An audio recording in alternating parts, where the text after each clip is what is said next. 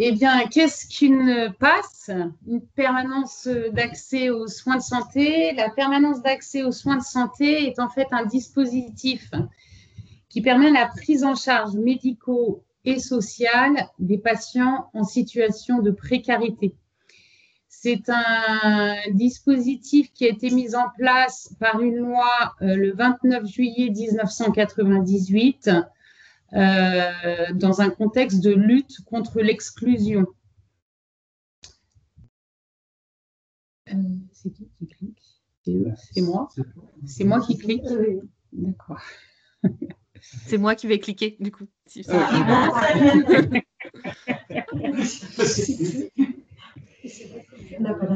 Alors, avant de vous présenter les passes qui existent près de chez vous, je reviens juste sur des définitions de la précarité parce que ça évolue en fait avec le temps et la précarité et surtout à l'heure actuelle et dans les rencontres qu'on fait actuellement entre partenaires, on redéfinit régulièrement finalement la précarité. Donc, la définition qu'on lui donne aujourd'hui, c'est une forte incertitude de conserver ou de récupérer une situation acceptable dans un avenir proche. Alors, la précarité se réfère à une situation de fragilité et d'instabilité sociale et ou économique qui peut toucher tout type de personnes, même au-dessus du seuil de pauvreté. En fait, la pauvreté est définie en France par un seuil au-dessus qui est fixé à 60% du niveau de vie médian de la population générale, qui en 2024 a 1 396 € par personne et par mois. Ce qui est différent en fait de la précarité. La précarité, on peut lui donner comme synonyme fragilité, incertitude, inconsistance, insécurité, instabilité. Et en fait, il existe différents types de précarité, indépendamment en fait d'une notion financière. Il y a la précarité de l'emploi, du logement, alimentaire, affective, sociale.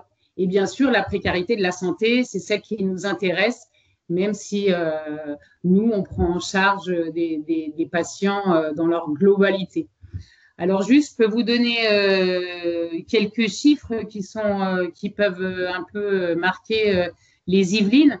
Il faut savoir que dans les Yvelines, donc, il y a 1,5 million d'habitants et que 10,5% sont sous le seuil de pauvreté. Alors, ce n'est pas le département d'Île-de-France qui est le plus pauvre, mais ceci étant, on est quand même un gros département d'accueil, du coup, puisqu'on est le deuxième département d'accueil, en fait, des mineurs non accompagnés, par exemple, en France. On a 50 structures d'hébergement. Voilà quelques chiffres un peu qui sont significatifs. Et puis, par ailleurs, un autre chiffre qui peut être intéressant, c'est que en 2022, il y a 1630 personnes en difficulté qui ont eu accès à des droits grâce à la mission d'accompagnement de la CPAM. Voilà.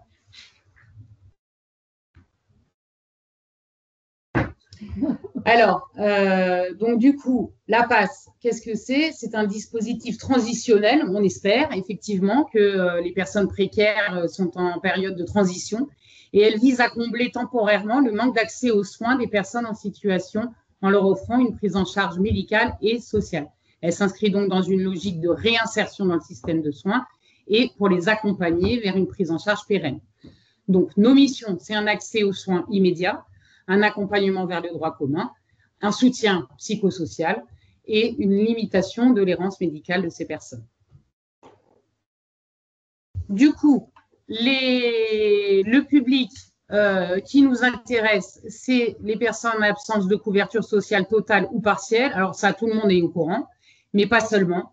Et comme je le disais, comme je l'ai largement dit donc dans les diapos précédentes, il s'agit aussi des personnes qui sont désocialisées,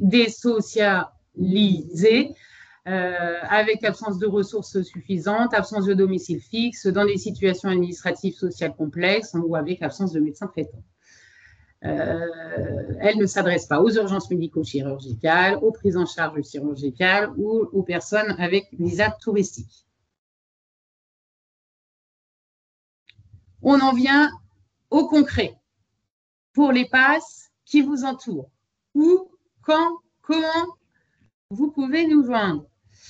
Alors, ce qui est important de savoir, c'est que donc les passes se déclinent surtout en deux entités. Et ça va être la présentation un petit peu des personnes qui sont là avec moi aujourd'hui. Il existe des passes fixes, hospitalières, et la passe mobile. Donc, les passes fixes hospitalières sur le territoire sont sur les 3 sites, donc de Mantes, de Meulan et de Poissy. Vous avez donc sur l'hôpital de Mantes des rendez-vous le lundi et le jeudi. Sur l'hôpital de Meulan, des rendez-vous le lundi, le mardi et le vendredi. Et sur l'hôpital de Poissy, le mardi et le jeudi. Voilà. Elles sont toutes joignables par téléphone et ce sont toutes des consultations sur rendez-vous avec un médecin. J'ai le docteur Haroun, ici présent. Il y a une erreur qui s'est glissée au fait, par rapport à la consultation de Poissy. C'est le mardi et le vendredi après-midi, pas le jeudi. Juste à rectifier, voilà, à rectifier. C'est plutôt le vendredi à contre les horaires. Voilà. Voilà, donc le docteur Haroun assure toutes les consultations de Mantes et de Poissy, et sur Meulan, on est 3 à assurer les consultations de Meulan. À savoir que la particularité de Meulan, c'est qu'il y a un accueil inconditionnel, infirmier, du lundi au vendredi, présentiel, de 9h à 16h, tous les jours, quoi. Voilà. C'est la particularité de Meulan, puisqu'en fait, les consultations se passent au sein du département de santé publique qui coordonne en fait la filière PASS comme d'autres missions de santé publique qui dépendent du département de santé publique du CHIM. Voilà. Alors, qu'est-ce qui se passe, comment ça se passe au sein des PASS pour le patient? Donc, différentes choses. Il peut y avoir des entretiens infirmiers, des entretiens sociaux avec l'assistance sociale et les consultations médicales. Donc, effectivement, là, vous voyez la répartition un petit peu sur les 3 sites. Effectivement, l'équipe n'est pas la même, les équipes ne sont pas les mêmes en temps de travail médico-social infirmier, et ce qui retentit sur l'activité. Et donc, vous avez un petit peu l'activité 2023 qui est recensée, avec une grosse activité à Mantes qui va toujours croissante. Énormément d'entretiens infirmiers, évidemment, avec l'accueil quotidien à Meulan, et d'entretiens sociaux, et avec une activité qui se développe au CHIPS, qui était en manque en fait auparavant d'infirmières, parce qu'il n'y avait pas du tout d'infirmières, qui est arrivée assez récemment.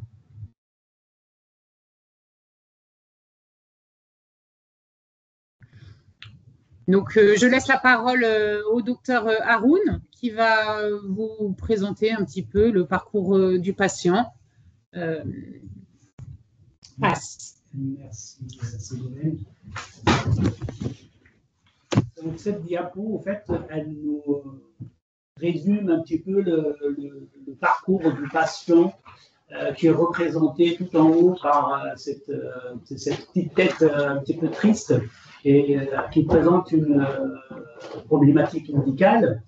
Et donc là, on part du patient, en fait, soit il est entouré Il peut aller voir ses référents sociaux s'ils sont dans les structures d'hébergement ou d'accompagnement. Soit il ne peut pas attendre, il peut se rendre lui-même aux urgences. Et donc, les urgences aussi qui constituent une porte d'entrée vers le dispositif, comme le service de gynéco aussi. Donc, c'est une porte qui peut, une fois pris en charge par les urgences, et ils nous font, comment dire, ils nous renvoient le patient, ils nous l'adressent, au fait, chez nous. Ou bien, le patient peut se rendre de lui-même vers l'infirmière du dispositif PASS pour un accueil inconditionnel, comme on l'a expliqué. Et voilà, à part, comment dire, le bouche à oreille, ça fonctionne aussi. Donc, l'infirmière, donc, elle reçoit la plainte, soit du partenaire, soit du patient, soit des urgences, soit par téléphone, donc soit par une présence physique. Elle évalue la situation. Donc, soit ça peut attendre là, parce que nous, il faut savoir que c'est des soins programmés, c'est sur rendez-vous. Donc, on ne prend pas en charge les urgences. Donc, elle lui fixe un rendez-vous, plutôt, il est programmé au niveau d'un staff.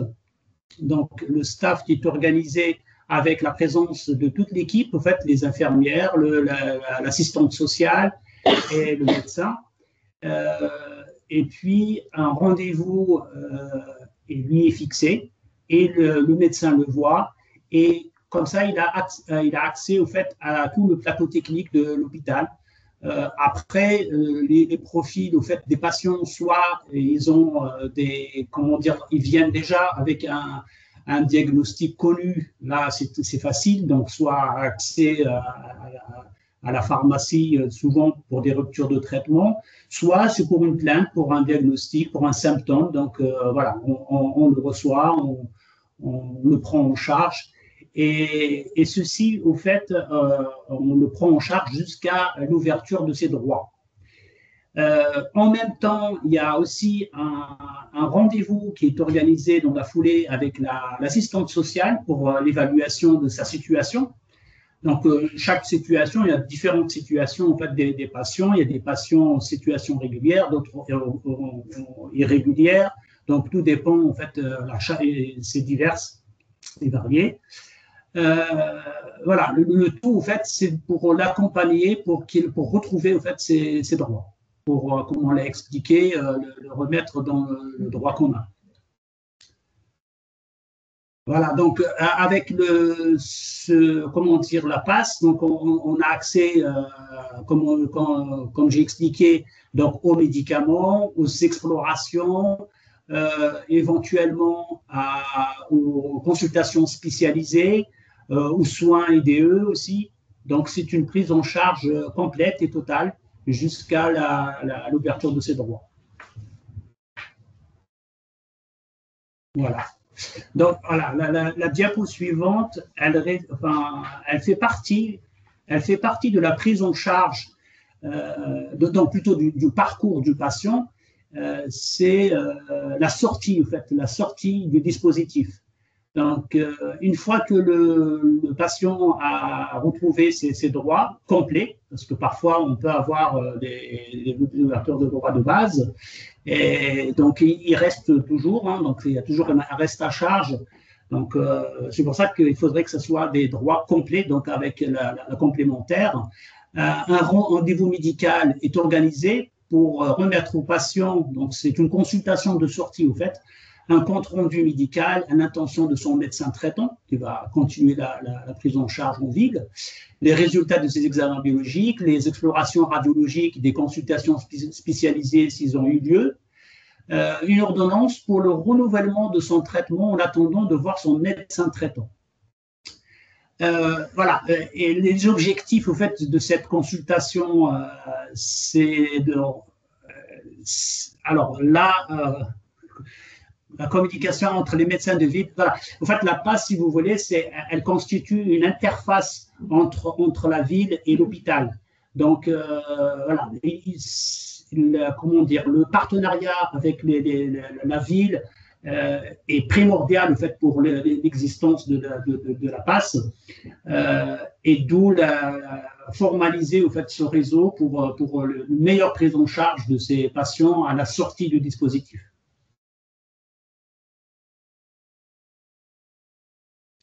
Voilà, là, avec cette diapo, en fait, ça résume un petit peu les partenaires. Le partenaire, comme je disais tout à l'heure, donc la PAS, elle ne peut pas exister sans les partenaires sociaux.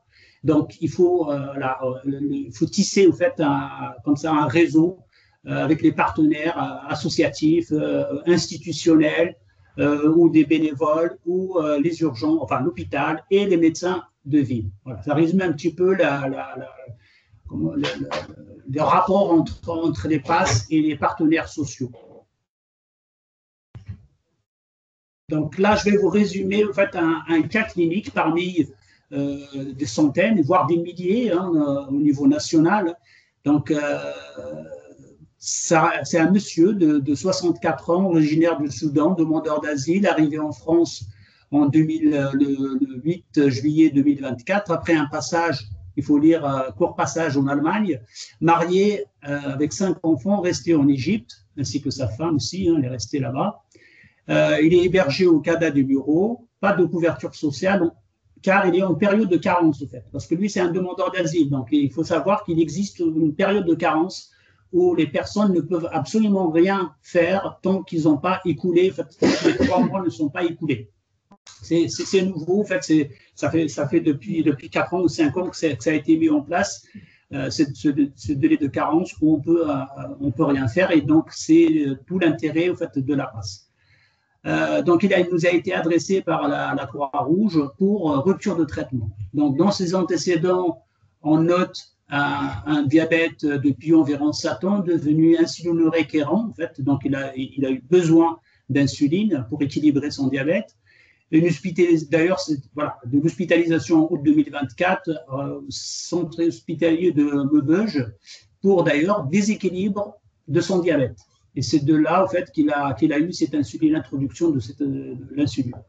Et aussi une HTA découverte récente aussi lors de son hospitalisation. Donc, ce monsieur, voilà, il a 2 pathologies chroniques pour lesquelles il risque d'avoir une rupture de traitement et des complications qui peuvent survenir à l'issue de ça. La diapo suivante. Donc, la prise en charge, un accueil infirmier a été réalisé le 21 octobre 2024.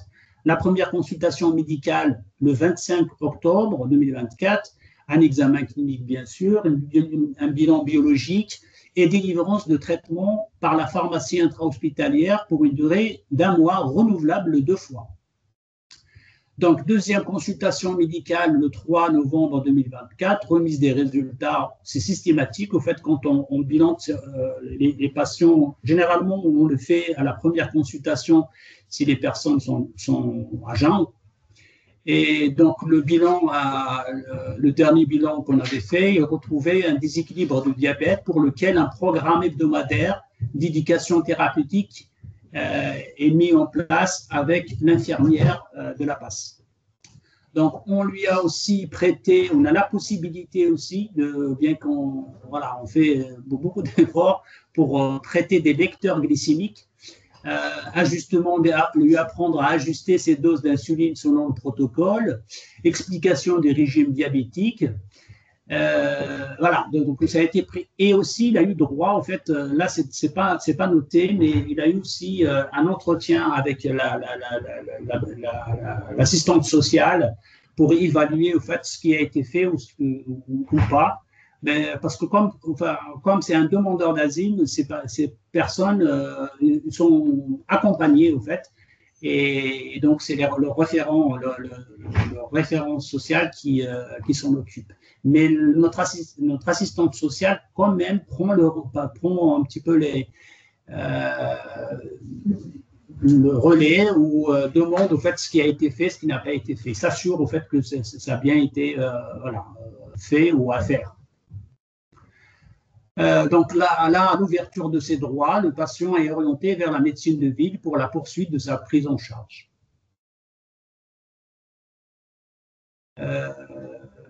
Voilà, là, il faut savoir au fait aussi que à côté de la passe généraliste, il existe des passes spécialisées.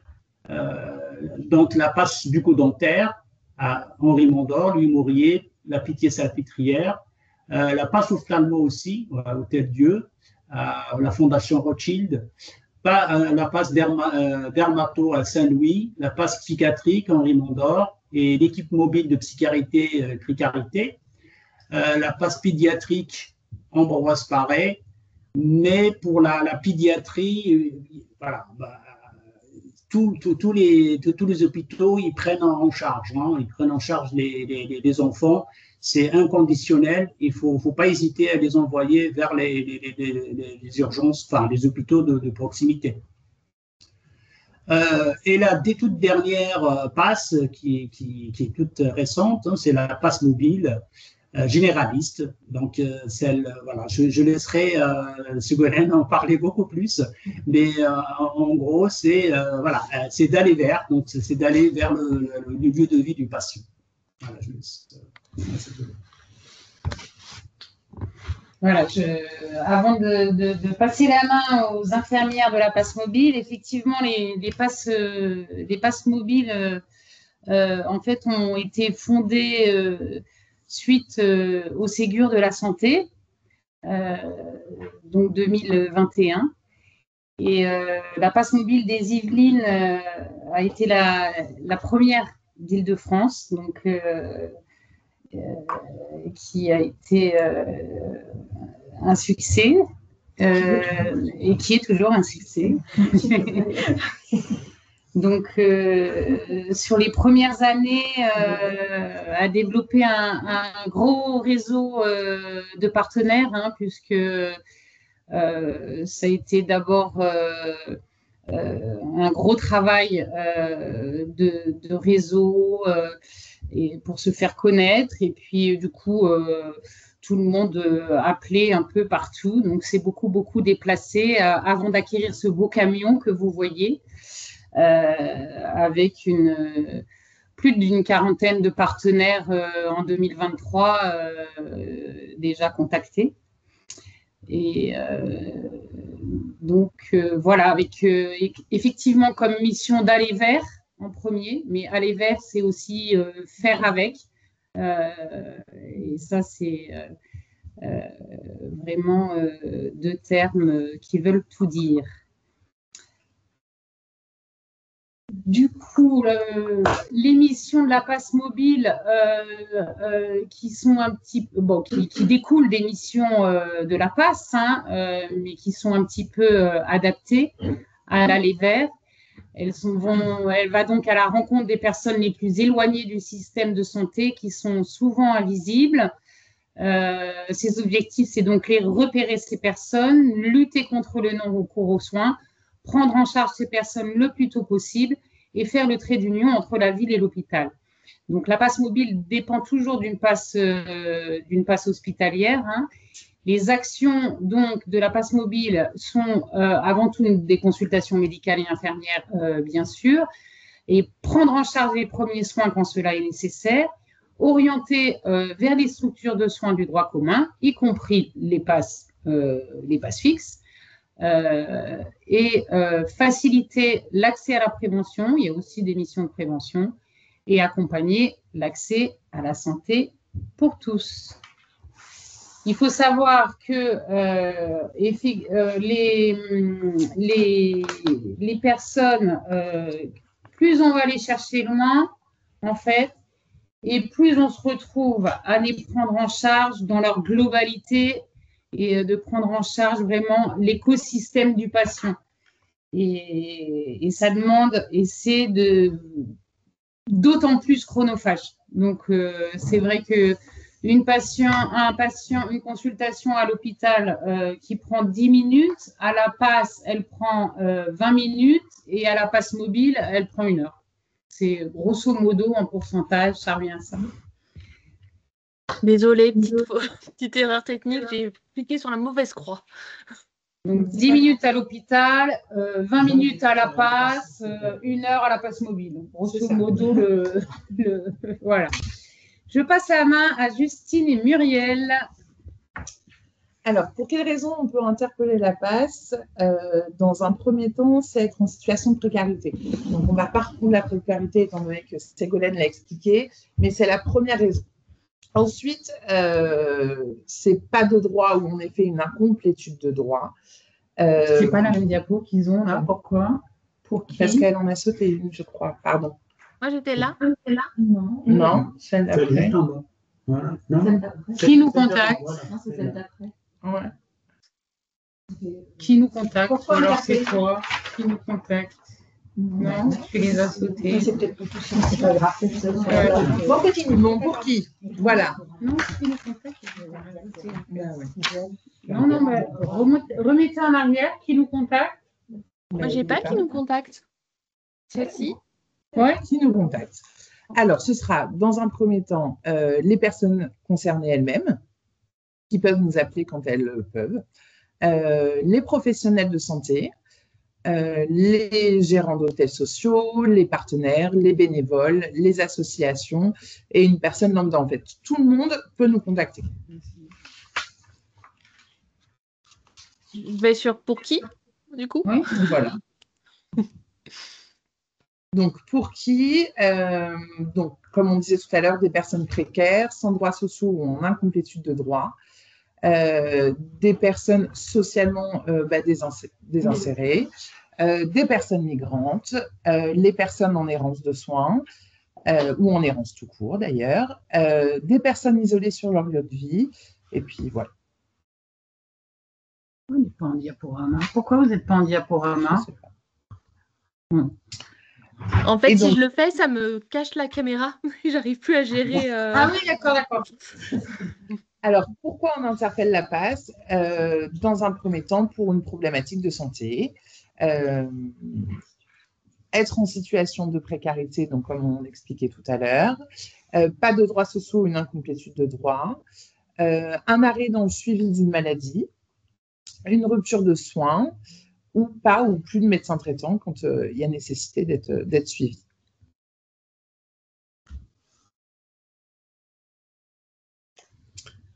Alors, les modalités d'intervention, c'est grâce à notre super camion sanitaire, avec une équipe composée de 2 infirmières à temps plein et un médecin.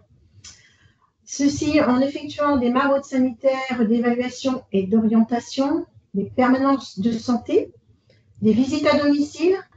On est la passerelle avec les passes fixes hospitalières du 78.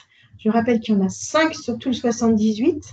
On a le Melan, Mantes, Poissy, Rambouillet et Versailles. Donc, la passe mobile tourne sur toutes les Yvelines. Et on crée aussi des partenariats avec les structures sociales, médico-sociales, accueillant du public en grande précarité. Donc voilà, vous voyez toute la situation géographique. Les Yvelines, c'est grand. Diapo suivante, voilà. Et ça, jusqu'au retour du droit commun et ou après une orientation vers un autre partenaire. La passe mobile n'agit pas dans l'urgence, comme toutes les passes. Alors, vous pouvez nous contacter par passemobile.chim@ght-du6evelinenord.fr ou soit par téléphone du lundi au vendredi entre 8h30 et 16h30 au 01 30 22 40 86. Nous avons un secrétariat.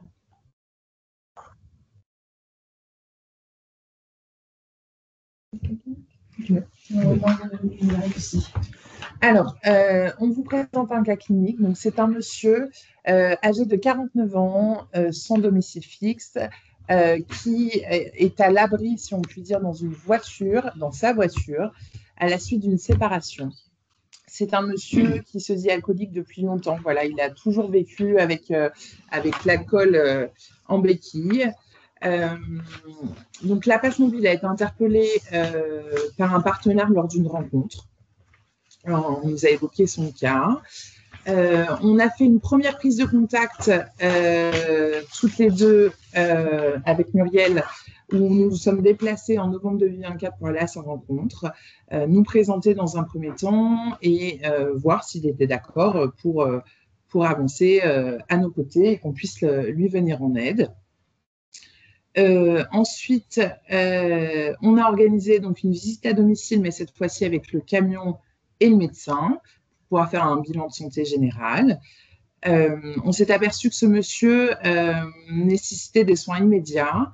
Il avait en effet une plaie au niveau de la cheville. On a renouvelé donc les soins de manière hebdomadaire. On s'est déplacé chaque semaine avec le camion pour aller le voir et lui faire les soins.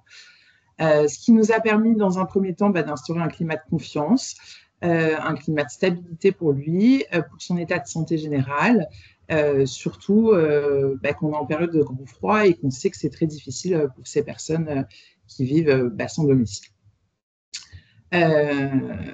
Grâce à ce soutien qu'il a pu recevoir, ce monsieur a pu exprimer ses objectifs et sa motivation, qui était dans un premier temps de pouvoir se sevrer.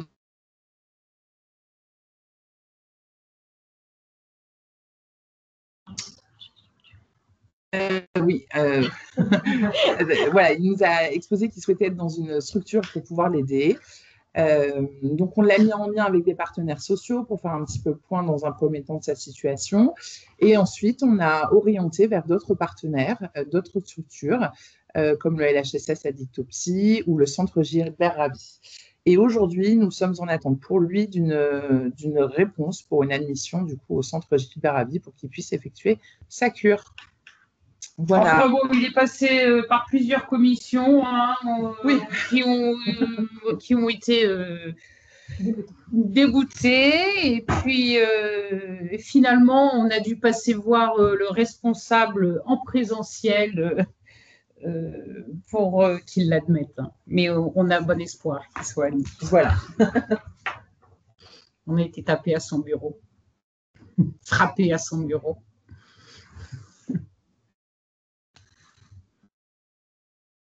Voilà, donc en conclusion et en attendant vos questions, merci beaucoup de votre écoute et puis d'être connecté aujourd'hui. Grâce à ça, vous participez aux enjeux du PRAPS, du projet régional pour la santé, le dernier PRAPS, qui est l'inconditionnalité de l'accès aux soins et à la prévention, quelle que soit la situation et ou les origines des personnes, la mobilisation de l'ensemble du système de santé, c'est nous, pour déspécialiser l'approche de la grande précarité et de ne pas créer de filières de santé parallèles, voire de sous-filières. La construction d'alliances, c'est nous tous ensemble, dans une confrontation souvent exigeante et constructive avec des acteurs de champs sectoriels et disciplinaires différents pour aider à mieux avancer. Et l'appropriation de ce qui se pense et de ce qui se fait dans le champ de la grande précarité, pouvant profiter à l'ensemble du système de santé. Merci. Merci. Merci beaucoup. Merci beaucoup. Merci. Désolée pour les petits problèmes techniques, il faut que je me remette un peu dans le bain. Oh, c'est pas grave, c'est pas grave. Je vais regarder dans la conversation si nous avons déjà des questions. Alors, on n'en a pas encore. Est-ce que quelqu'un a des questions à poser oralement ou du coup, si vous n'osez pas prendre la parole, à poser votre question directement dans la conversation de la visio? Alors, moi, j'aurais peut-être une question. Est-ce que parmi l'Assemblée, je ne sais pas si on dit, voilà, est-ce qu'il y en a déjà parmi vous qui ont eu besoin de nous adresser des patients? Et si oui, est-ce qu'il a été facile de nous contacter ou pas? Personne. Madame Koziak, je vous laisse prendre la parole.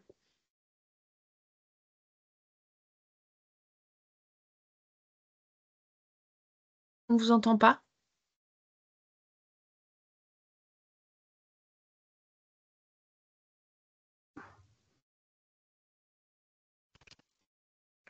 C'est pas vrai, ça? J'ai un problème de micro. C'est bon. Ah si, c'est bon. Attendez, parce que là, pour le coup, c'est moi qui vous entends plus. Là, est-ce que tout le monde m'entend? Oui. Oui. Super, merci. Excusez-moi, j'avais un problème avec mon appareil d'écoute. Alors, je disais oui, plusieurs fois, j'ai orienté des personnes que j'accompagnais sur la passe de Mantes-la-Jolie, puisque sur le coup, moi, j'interviens sur le secteur du Mantois. Et concrètement, moi, ce que je fais la plupart du temps, c'est que je donne les coordonnées de la passe de Mantes aux personnes concernées, quand elles sont en capacité de passer des appels seules. Et je leur conseille de passer un appel pour se voir fixer un rendez-vous et éviter qu'elles se déplacent inutilement pour voir un professionnel de santé qui correspondra à leurs besoins en fonction de l'évaluation du coût des pros de la passe. Bien. Voilà. Merci. Du coup, pardon, je me permets comme on est là. La seule chose, c'est que je n'ai jamais eu de retour de la passe de ces orientations-là. Et je sais qu'une fois, j'avais fait, la situation était un peu compliquée, du coup, j'avais fait un courrier d'orientation pour présenter un peu la situation avec toutes mes coordonnées. Et est-ce que vous pensez que c'est envisageable, en ce genre de cas, en tout cas quand il y a un écrit d'un travailleur social, qu'on nous fasse un retour directement ou ça ne peut passer que par la personne par rapport au secret médical ou ce genre de choses? Oui, c'est un peu délicat. Non. Pour le secret médical, oui. Oui, bah, pas de dossier Pas de médical, dossier mais médical, oui, un retour comme oui. quoi il a été reçu, tout à fait, il n'y a pas de souci. Oui, c'est ça, juste ça, la personne a bien été reçue, ça demande des prises en compte, enfin voilà. Nous, le reste, ça ne nous intéresse pas, enfin, ça ne nous Ah oui, concerne tout pas à fait. spécialement. Non. Après, il faudrait savoir par mail, ce serait bien, non? Dans Ok. ces cas-là? Ouais, non, ce c'est pas serait bien. sécurisé le mail. Non, c'est pas sécurisé le mail. Après, Par quel biais? Il Faudrait savoir par quel biais est-ce qu'on pourrait communiquer dans ces cas-là. Oui. Est-ce que vous auriez une idée par quel il faudrait qu'on par quel biais est-ce qu'on pourrait communiquer dans ces cas-là? Madame Rodin, Vous m'entendez? J'étais en train de me faire la réflexion. Est-ce que l'outil Santé Lien, qui commence à se déployer depuis septembre, notamment dans le cadre des collaborations DAC et équipe mobile de soins palliatifs territoriales, pourrait être un outil, une interface aussi autour de la prise en charge du patient et dans son parcours de santé. Ça pourrait, mais après, je vous avoue, comme on n'est pas du domaine médical, on n'a pas forcément accès à ce logiciel. Étant entendu qu'en tant que travailleur social, on a un certain nombre de logiciels à manier tout au long de la journée et du quotidien. Donc, je vous avouerai, rajouter un nouveau logiciel, ça pourrait être un peu délicat pour nous. Parce que vous travaillez déjà avec un logiciel, c'est ça? Oui, on a des logiciels internes, on prend nos notes, tout ça. Enfin, voilà, par rapport au suivi social, on a utilisé un certain nombre de logiciels autres que celui auquel vous faites référence. Et du coup, rajouter des logiciels et encore des logiciels, je pense que ça serait un peu compliqué. Après, ce que ma collègue disait très justement, c'est que nous, en tout cas, au niveau du département, puisqu'on est employé par le département des Yvelines, on a des adresses mail sécurisées. Je ne sais pas ce qu'il en est pour les vôtres, mais en tout cas, nous, c'est le cas. Vous avez des adresses mail sécurisées. Le conseil général nous demande souvent comment ça s'appelle?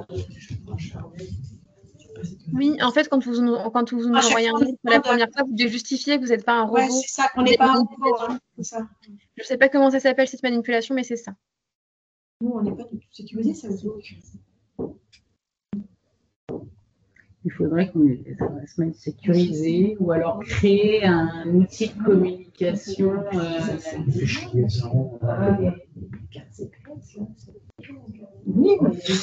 Oui, ça c'est un outil de communication avec les partenaires. C'est pas excusez-moi. Dans le retour, exactement, qu'est-ce que vous souhaitez avoir comme retour? Potentiellement, si la personne elle a été reçue, Si oui, Oui. peut-être quand, pour que nous, après, on puisse s'organiser après dans la prise en charge du suivi. Et à la rigueur, qu'on nous dise, elle a été vue par un médecin, une infirmière, ça pourrait nous être utile pour qu'après, on puisse savoir quel est l'interlocuteur à qui on doit s'adresser, tout simplement. Nous, c'est juste ça. Enfin, moi, personnellement, en tout cas, c'est ce que j'attendrais. Plus d'informations sur les difficultés médicales. Concrètement, moi, bon, j'ai pas plus d'intérêt que ça, à part si la personne vraiment veut m'en parler, mais elle m'expliquera, mais pas besoin de la part des pros, quoi. D'accord. Sinon, on pourrait éventuellement vous faire un retour par téléphone. Oui, complètement. Par téléphone. Il y a Marie qui souhaite prendre la parole et je pense qu'il y a une... Que les rendez-vous sont pris. Ce sera plus simple. C'est ce que vous disiez, Marie, dans la conversation, du coup. Oui, c'est ça. Bonjour, je suis Marie Gisoni, la responsable du service social de Meulan-les-Mureaux. Justement, voilà, c'était ma question, comme j'avais vu que vous étiez du département, savoir quelles étaient les informations que vous vouliez avoir, parce que dans ce cas, se mettre en lien avec l'assistante sociale de la PAS, pour le coup, qui, elle, pourrait vous faire un lien, et ça créerait justement ce lien ville-hôpital aussi avec nous pour le service social, où on est en manque de lien finalement avec l'extérieur. Et donc, c'est vrai que peut-être en passant par l'assistante sociale, vous pourriez échanger et pouvoir mettre en place un projet, en tout cas, aussi sur l'extérieur. Alors, très honnêtement, nous, c'est aussi le souhait qu'on exprime. Malheureusement, en tout cas, sur le secteur de Mantes, on n'a pas forcément les coordonnées de la collègue de la PAS. Et du coup, c'est aussi pour ça qu'on profite de cette occasion pour essayer de potentiellement trouver des moyens. En tout cas, si ce n'est pas d'avoir ces coordonnées à notre homologue, en fait, avoir un moyen de communication avec les professionnels de la PAS, quels qu'ils soient. Mais effectivement, nous, on privilégierait l'assistante sociale parce que pour le coup, on parle le même langage, si je peux me permettre. Ouais. Et du coup, ce serait un peu plus simple pour nous dans le cadre des démarches. Okay. Merci, madame. Il faut aller sur le parcours. C'est la santé. Il y a le numéro de téléphone qui a été rajouté du coup pour la passe fixe de Poissy dans le chat. Est-ce que vous avez d'autres questions? Alors, moi j'ai un peu des questions. Il y a une question. Ah oui, il y a Madame Tacon. Oui, bonjour. Je suis Madame Tacon, travailleur social sur Meulan. Je me permettais de vous appeler parce que vous expliquez que c'était en gros un tremplin dans le cadre de la passe entre le service, enfin les soins hospitaliers, et ensuite passer le relais sur un médecin de ville. Est-ce que vous avez, enfin comment ça se passe? Vous avez des noms de médecins généralistes ou c'est à la personne après d'essayer de trouver un médecin parce que bon.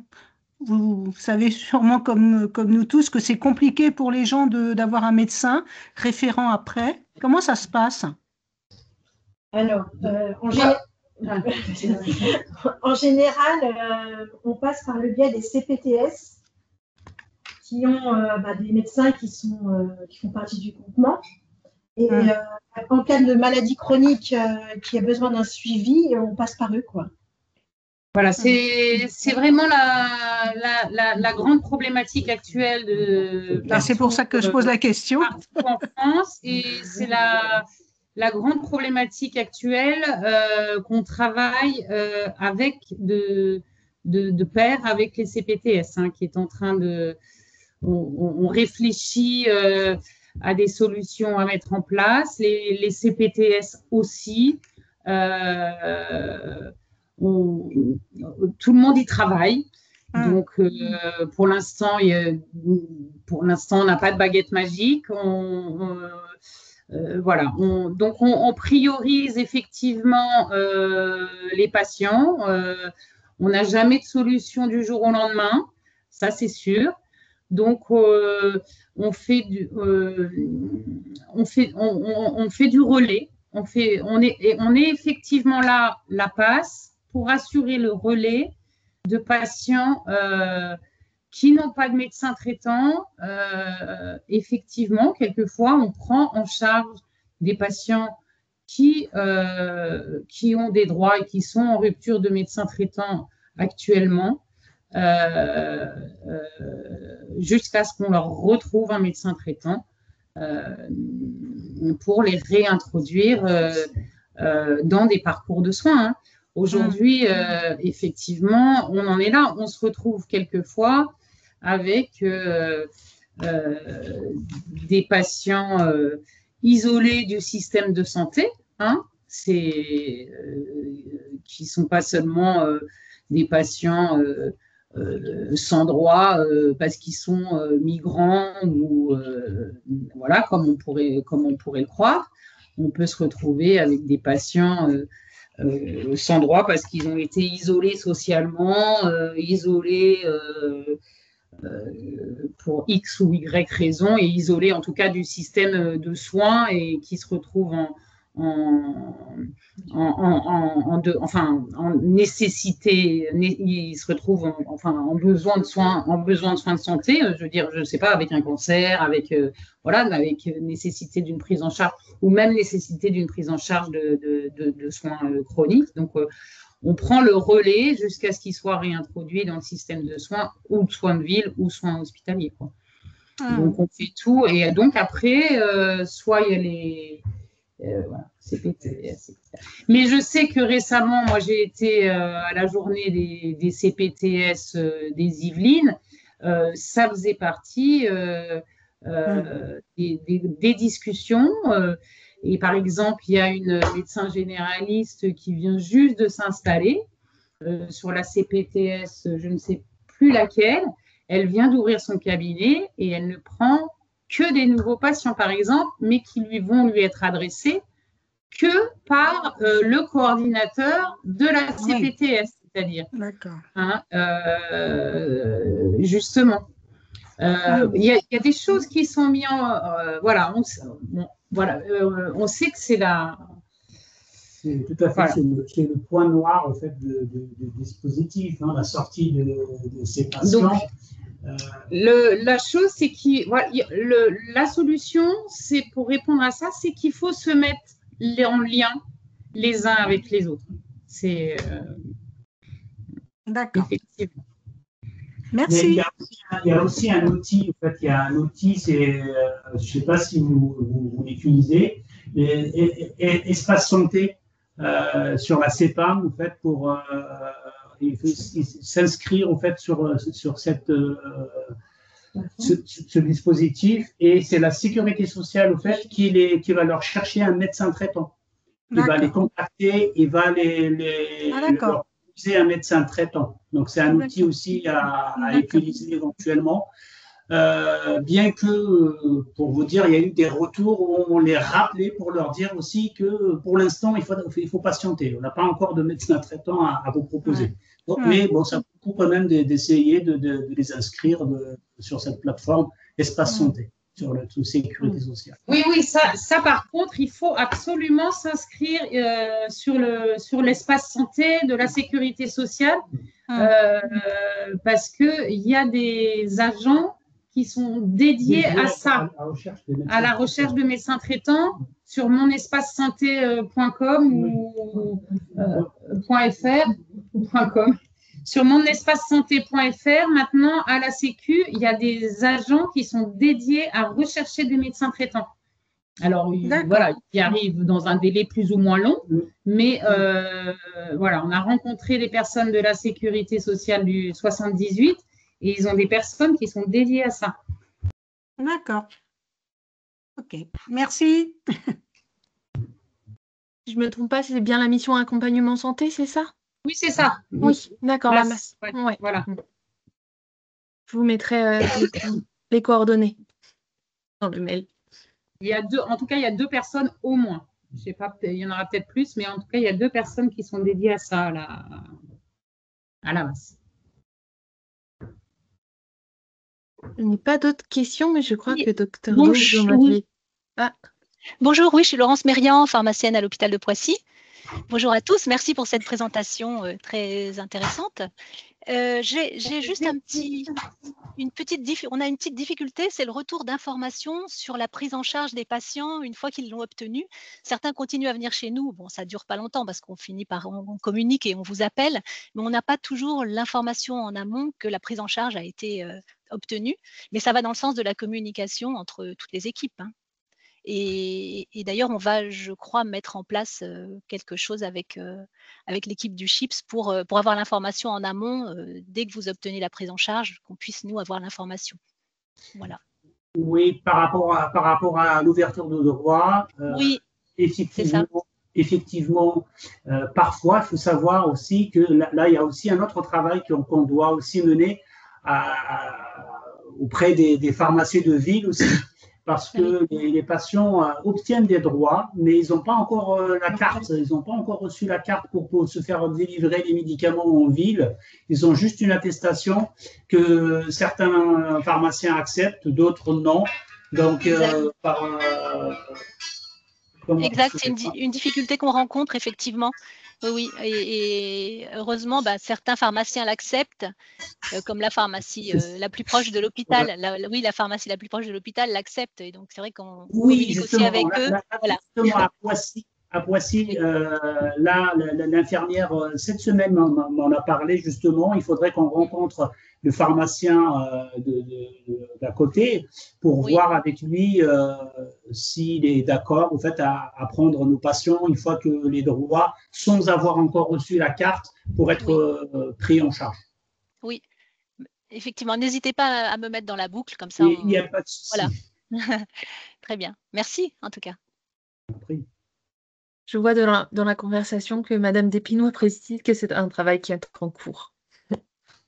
Exact. Le lien avec les pharmacies. Oui, exact. Merci.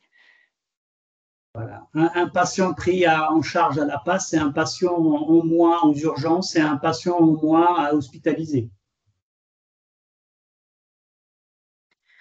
On arrive bientôt à 14h, Madame. Docteur Do, vous aviez des questions, je crois.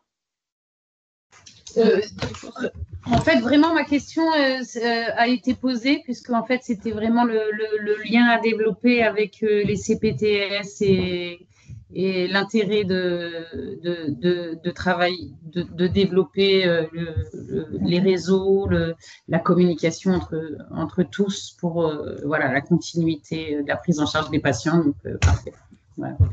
En effet, on le retrouve sur l'observatoire porté par le DAC 78 Nord, qu'une grosse majorité de nos patients n'ont pas de médecin traitant. Donc, de toute façon, c'est une problématique qui fait partie de nos projets 2025. Pour travailler avec les CPTS. Mais bon, c'est l'intérêt du flashpoint aussi, c'est de créer ça. Voilà. En tout cas, merci beaucoup à tous de répondre présent à chaque flash chanté et à l'équipe du coup des bases fixes et mobiles d'être venus présenter leur équipe et nous rappeler vos missions. Merci. Merci.